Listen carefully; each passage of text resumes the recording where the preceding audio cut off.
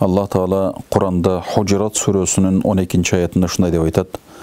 Estağfirullah. Ya eyyuhellezine amanu ijtenibu kesiran minez-zanni inne ba'daz-zanni ismun. Ey iman keltirgendir, imanda olar.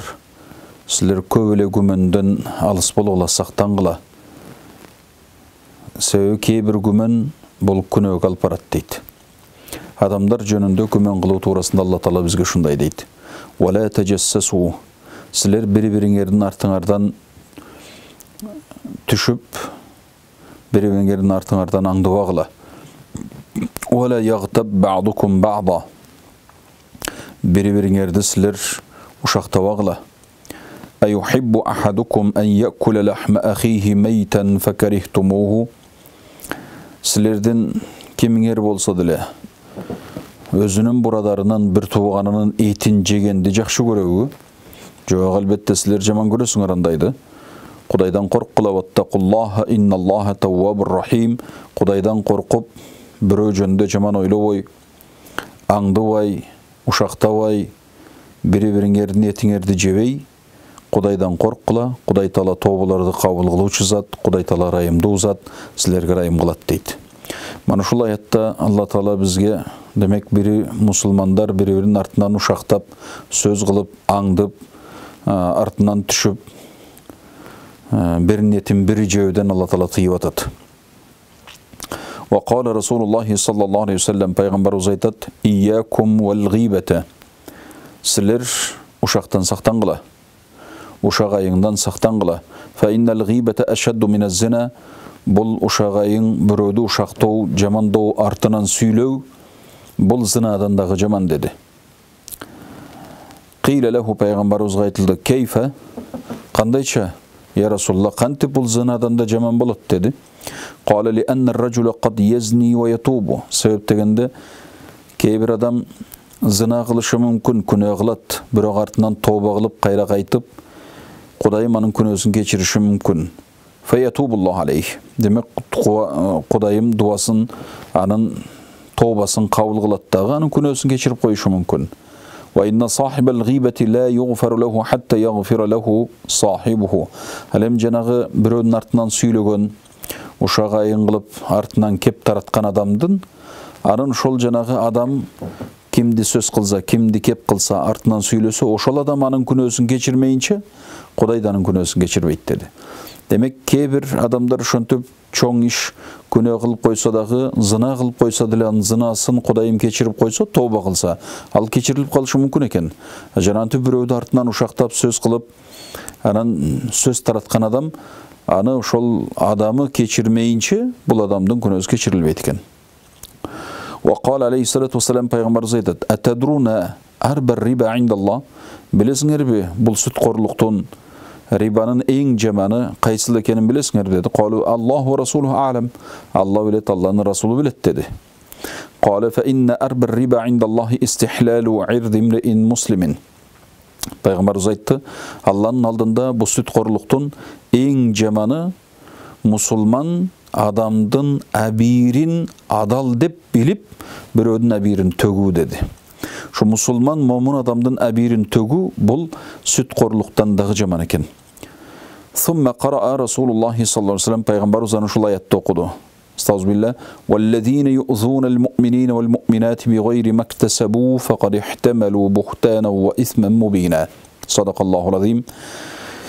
Momun musulman erkekтерди, momun musulman ayaldарды ушактап, артынан сөз таратып, аларга ыза жеткирген, алар кылбаган эле нерсени айтып, артынан жала жапкандар, булар өздөрүнө, демек өздөрү чоң бир жалаанын күнөөсүн көтөргөн болот, ачык, анык бир чоң күнөөгө ээ болгон болот деди Алла Таала. Ва кала алейхиссалату вассалам пайгамбарыбыз айтты: "Атадруна мал гибату?" Бул гайбат деген эмне? Ушак деген эмне? Бирөөдүн артынан сөз таратуу деген эмне билесиңерби деди. Калу Аллаху ва расулуху а'лам. Сахабалар айтты: Алла билет, Алланын расулу билет деди. Кала зикрука ахака бима якраху. Сен өзүңдүн бурадар бир тууганыңды сөз кыласың, ал жаман көргөн нерсени айтып сөз кыласың. Мана ушул гыйбат болот, ушул ушагайың болот, ушул артынан сөз айтуу болот деди. Qila afara'ayta in kana fi akhi ma aqul. Сахабалардан біреу сұрайды: "Я Расулалла, егерде мен шу біреу жөнінде сөйлеп атсам, айтып атсам, шу мен айтып атқан нәрсе ошол кишиде бар болсочу" деді. Андағы бар нәрсені айтып атсам эмне болот деді. Qala in kana fihi ma taqul. Сен айтып атқан нәрсе ал адамда бар болса, faqad igtabtahu. Ошондо сен аны ушактаган болосуң, артынан сөз айткан болосуң, андағы бар нәрсени айтсаң дагы. Wa in lam yakun fihi. Егер сен айткан нәрсе ал адамда жок болсо, адагы жок нәрсени айтып аткан болсоң, faqad bahattahu. Сен андагы жала жапкан болосуң деді. عن عائشة رضي الله عنها قالت: قلت للنبي صلى الله عليه وسلم: حسبك من صفية كذا وكذا، تعني قصرها. Пайғамбарыбыздың үйіне бір аял келет. Анан Айша энебиз ал аялды сөз кылат. Сөз кылса, пайғамбарыбыз айтат: "Лaqad qulti kalimatan", сен азыр ушундай бир сөз айттың деді. "Лау музижат бимаил бахри ламазажатху". Эгерде ушул азыр деңиз суусуна кошулуп кетсе, сен айткан сөз деді, деңиздин суусун жытын өзгөртүп састып жиберет эле деді. Демек, бирөө туурасындагы айтылган сөз, эгер дал ошол ушагайың болуп, анын артынан айтылган сөз болуп калса, ал ушунчалык жаман сөз болот экен, деңиздин суусун дагы булгап жиберүүгө чейин барат экен. Өзү деңиздин суусу анча-мынча көп нерсеге булганбайт. Дүйнө жүзүндөгү мусордун баары ташталып атса дагы деңиздин суусу азыр бузулуп кетпей турат. Бирок адамды артынан сөз кылса, ушактаса, артынан сөз таратса, ушул нерсе деңиз суусунда бузуп жибериши мүмкүн экен. Азрет Сумайя айтып атат: "Qultu li imra'atin marratan". Bir gün мен bir аялга айтып койдум дейт. Bir аял жөнүндө сүйлөп койдум. "Wa ana 'inda Rasulillahi sallallahu aleyhi ve sellem". Анан мен пайгамбарыбыздын жанында болчум дейт. "Inna hadhihi la tawilatu az-zayli". Муну аялдын этеги узун экен, узун көйнөк кийип алыптыр деп сүйлөсөм, faqala пайгамбарыбыз айтты дейт: "Ilfidhi ilfidhi", түкүр түкүр деди дейт. Фалафаст, түкүр дедиле, түкүрсөм, оозумдан бир үзүм эт түшүп кетти дейт. Бул демек, бирөө жөнүндө шондой кылып сөз айтып, ага жакпаган сөздөрдү таратуу, ага жакпаган сөздөрдү козгоп ушактоо, бул адамдын этин жеген менен барабар экен. Себеби Куранда Алла Таала ушинтип айтты: "Бириңердин этиңерди бириңер жебегиле" деди. وقال عليه السلام пайғамбарымыз айтты: "Ман акала лахма ахихи фи дунья қурриба илейхи яумал қиямати". Кимде-ким бу дүйнөдө өзүнүн бир бурадарынын, бир тууганынын этин жесе деди, ошонтип ушактап, артынан сөз кылса, демек анын этин жеген болот экен. Анда кыямат күнү ошого жакындатат деди. Баягы кишиге сизди жакындатат экен дагы. Фа юқалу лаху, анан айтат экен: "Кул майитан кама акалтаху хайян". Мана сен муну ошо азыр өлгөн кезинде же, тирүү кезинде дагы сен мунун этин жедиң эле го, мына эми өлгөндө дагы же деп, кыямат күнү өлгөн денесин ошого жакындатып жегин дейт экен да. Ал бакырып кыйкырат экен, жейт экен, ыйлап бакырып кыйкырып ошонун этинен жейт дейт. Wa qala sallallahu aleyhi ve sellem, пайгамбарыбыз айтат: "Лейлата усрия би иля самаи". Исра түнү мени асманга чыгарылган кезде дейт, мен асманга көтөрүлгөн түнүмдө, марарту би каумин, мен бир көтөрүлүп баратып, бир коомдун жанынан өттүм, адамдардын алдынан. Юктаул лахму мин жунубихим. Алардын капталдары кесилип, улам эти кесилет дейт. Анан аларга таштайт дагы: "Сумма юқалу лахум кулу ма кунтум таакулун мин лахми ахикум". Мана мунун жегилеми. Силер баягы бурадарыңардын этин жегениңер, тирүү кезиңерде эми мына муну этиңерди жегиле деп, өздөрүнүн эттерин кесип, анан өздөрүнө таштайт экен. Анан пайгамбарыбыз муну көргөндөн факульту: "Я Жибрил, мен хаула". "Я Жибрил, булар кимдер?" деп сурадым дейт. Сурасам: "Кала хаула мин умматика", бул сенин умматыңдан, я Расулалла. "Ал-хаммазун ал-ламмазун", яни ал-мугтабин, булар бири-бирин ушактаган, бири-бирин артынан сөз кылган адамдар ушулар сенин умматыңдан деп айтты дейт. Пайгамбар саллаллаху алейхи ва саллям айтат: "Ман кана ю'мину биллахи вал яумил ахир фальяқул хайран ау лиясмут". Егер кимде-ким Аллаға ишенсе, қиямат күніне ишенсе, анда сөйлей алса, жақсы сөз сөйлесін, сөйлебесе, жақсы сөз сөйлей албаса, анда тыныш отырсын деді. Hazreti Jabir ibn Abdullah radıyallahu anh rivayet kılat. Qala hajat rihun muntinatun ala ahdi Rasulillah sallallahu aleyhi ve sellem. Peygamberimizin zamanında bir sasıq şamal жүріп қалды дейді. Faqala Nebi sallallahu aleyhi ve sellem. Peygamberimiz aytты. Inna nasa minel munafiqin. Adamların arasında bir münafık iki cüzüler var ele. Oşalar qadiğte bu unasan minel muslimin. Musulmandardı uşaqtap артынан söz aytып атат. Фализалика хажат хадих рихул мунтина.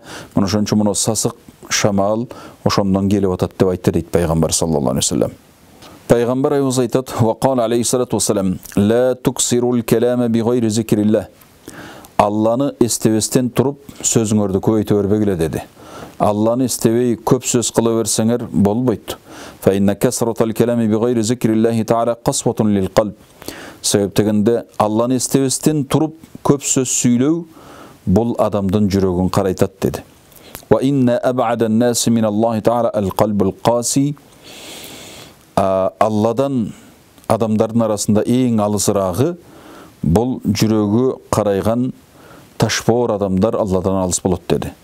Демек, көп сөз эгерде Алланын эстебестен туруп көп сөз болсо, көп сөз сүйлөнгөнү менен Кудайдын зикири айтылбаса, анда бул адамдын жүрөгүн карайтат, жүрөгүн таш кылат экен.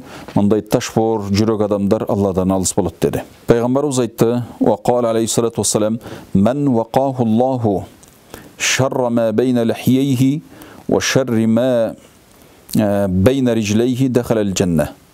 Кудайым кимде-ким Алланын алдында эки жаман нерседен сакталса, бири ушу эки жагынын ортосундагы тилинин жамандыгынан сакталса, экинчиси эки аягынын ортосундагы жаман жеринен сакталса, зынадан сактанса, демек анда ал адам бейишке кирет деп айтты пайгамбар саллаллаху алейхи вассалам. 4 нерсе бар, бул бир гана мусулман адамда болот деди. Сомт, демек сүйлөбөстөн сүйлөй турган жерде сүйлөп, сүйлөбөй турган жерде сүйлөбөй, үн катпай туруу. Бұл негізі ибадаттың авалы, башы өзі шундай болот. Ваттаваду анан кичипейилдик. Ва зикрулла, Алланын зикири. Анан қиллат шар, жамандықтың азы. Бұл момын мусулмандарда болот кен. Демек, иманду адамда өзі жамандығы аз болот. Варуя ан Расулиллахи саллаллаху алейхи ва саллям қал, пайғамбарымыздан шундай риwayat кылынат. Демек, хамсун ла такуну илля фил мунафиқ. 5 нерсе бар, бұл мунафықта болбойт, шул 5 нерсе деди. Биринчиси ал-фиқху фид-дин, диндеги илим. Диндеги илим бұл мунафықта болбойт деди. Вал-варау бил-лисан, тилдеги тақвалык, тилин сактоо, бу дагы мунафықта болбойт. Мунафық адам тилин сактай албайт экен. Ват-табассум фил-вajhi, адамдардын жүзүнө карап жылмайып күлүү, бу дагы мунафықта болбойт деди. Ван-нуру фил-қалби, жүрөктөгү нур, бу дагы эки жүздүү мунафықта болбойт. Вал-маваддату фил-муслимин, мусулмандардын арасындагы жакшы көрүү, сүйүү, бу дагы мунафық адамда болбойт деди.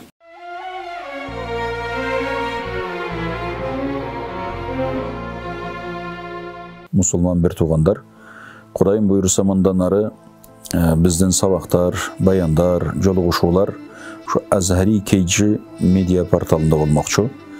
Кезекке жолукканга чейин сак саламаттуу болуңуздар. Ассаламу алейкум ва рахматуллахи ва баракатух.